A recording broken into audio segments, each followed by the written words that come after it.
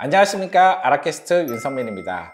이번 시간에는 제가 과연 직원들이 교육을 좋아할까요? 싫어할까요?에 대해서 같이 얘기를 해볼까 합니다. 보통 제가 이 질문하면은 99%는 뭐라고 얘기할까요? 직원들은 당연히 교육을 싫어합니다 라고 얘기를 합니다. 왜 그럴까요? 대부분 교육을 실제 싫어하기 때문에 그런 얘기를 하겠죠.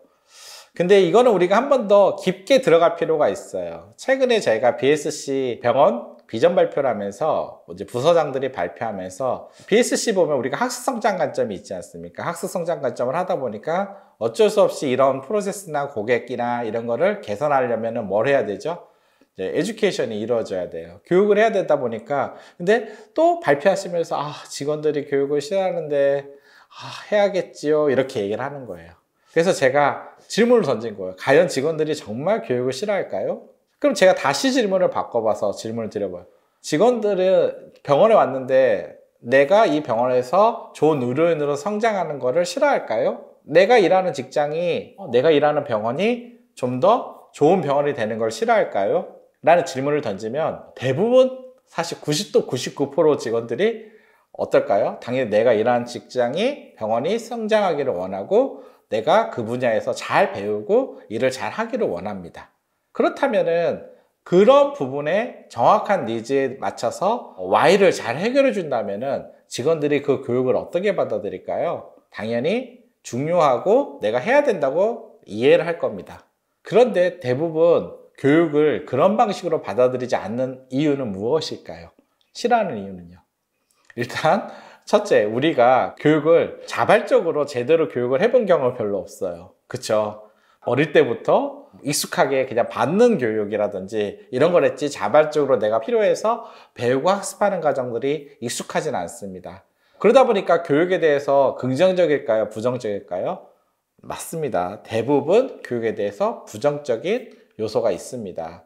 그리고 또 교육이라는 게 기존의 방식이 어떨까요? 일방적인 게 많아요. 뭔가 서로 자유롭게 토론하면서 성장하는 방식이 아니라 위에서 아래로 그냥 상하로 그냥 쭉 지식을 전달하는 방식의 그냥 일방적인 교육이 많습니다. 그러다 보니 그런 베이스의 교육이 익숙하죠. 그러다 보니까 교육에 대해서 부정적인 생각들을 갖고 있는 게 사실이겠죠. 그렇다면 아까 제가 처음 질문했잖아요. 그런데 직원들은 내가 누구나 일을 하는 데 있어서 그 분야에 대해서 공부를 하고 성장하기를 원합니다. 그렇다면 우리가 어떻게 직원들을 이해시키고 직원들한테 그런 부분을 어떤 방식으로 교육을 해주냐에 따라 직원들이 그 교육을 받아들이는 방식이 달라지겠죠. 그런데 문제는 관리자가 이게 싫은데 직원들이 싫어하는데 내가 해야 되겠죠. 그 말부터가 저는 교육을 실패했다고 보는 거예요. 왜요? 관리자도 직원들한테 교육을 알려줘야 될 의무가 있고 알려주는 건 매우 중요한 부분이에요.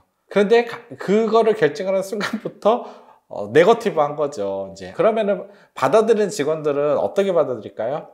내가 그런 직원을 그런 교육을 해야 되나? 그걸 받아들이고 나도 해야 되나? 이렇게 또 처음부터 받아들이겠죠. 그래서 제가 첫 번째 코칭한 게 뭘까요?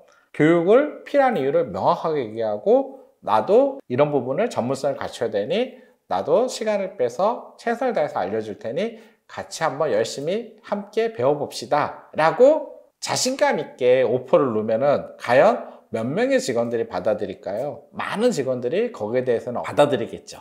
그래서 저는 사실 교육에 대한 패러다임, 생각의 전환이 가장 중요하다는 생각을 해요. 우리가 이제 평생 교육 시대지 않습니까? 평생 교육을 해야 되는 시대에 살고 있고 평생 교육을 해야지 내가 생존을 하고 성장하고 발전하는데 그나마 어떤 경쟁력을 갖는 시대가 됐습니다. 익숙하게 그걸 만들어 가야 되는데요. 병원도 똑같습니다. 좀 더 그런 교육을 받는 학습하는 거에 대한 어떤 패러다임을 네거티브에서 포지티브로 전환해야 된다. 이게 첫 번째예요. 두 번째는 교육에 대한 주는 방식이 이제는 좀 더 달라져야 된다는 거예요. 일방적으로 주는 방식이 아니라 이거에 대해서 정확하게 Y를 이해하고 함께 얘기하면서 어떤 답들을 같이 찾아가는 방식의 어떤 토론하거나 같이 나누는 방식의 답을 찾아가야 됩니다.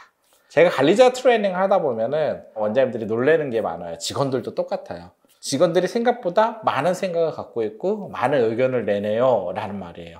상당히 많은 컨설팅 모듈을 저는 교육으로 주고 있는데 그 이유는 직원들이 그 답들을 스스로 많이 알고 있고 그걸 끄집어내서 직원들이 그걸 행동으로 옮길 수 있게 만드는 과정들을 많이 겪었고 그렇게 저는 이제 코칭을 하고 있습니다.